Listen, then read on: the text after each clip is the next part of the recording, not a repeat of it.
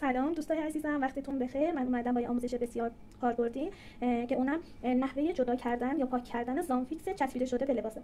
دوستان ما برای پاک کردن این حالا چسب زامفیکس از لباسمون دو تا روش بسیار کاربردی داریم. یکی از روش‌ها پاک کردن با اتانوله.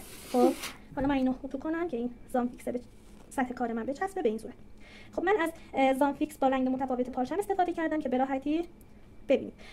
دوستان ببینید من از این اتانول 70% استفاده کردم که حتما تاکید میکنم قبل از اینکه بخواید مستقیما با پد روی لباستون اینو بیارید حتما از تیکه پارچه‌های موجودتون استفاده کنید. ببینید این حالا محلول به پارچه و بافتش آسیب میزنه یا به رنگش آسیب میزنه یا نه.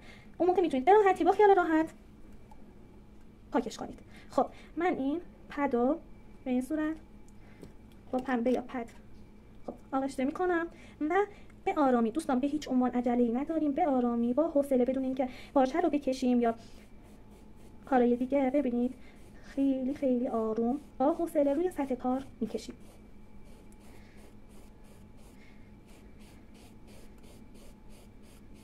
به این صورت.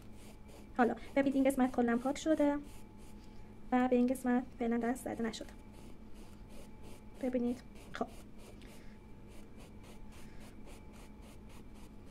به راحتی پاک شد. خب این روش اول بود که به نظر من خیلی راحته و میتونید به راحتی ازش استفاده کنید. خب روش دومی که داریم اونم اینه که با پارچه همجنس خودش یا دیگه پارچه‌های دیگه خب این کارو بکنید. پارچه‌ام تمیزه، میذارم رو قسمتی که زامفیکس بهش چسبیده اتو رو میذارم، کاملا اتوش میکنم به این صورت. خب از روی کار میکشم. دوستان ببینید این زامفیکس انتقال پیدا کرد به این تیکه پارچه.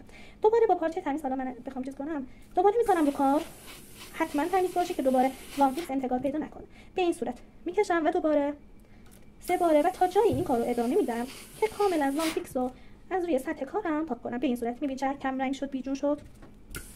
حتما تعداد دفعاتی که میخواین پارچه رو بذارید و بردارید این تیکه پارچه همیشه سعی کنید با پارچه دیگه باشه. این پارچه که کثیف شده رو به هیچ عنوان استفاده نکنید.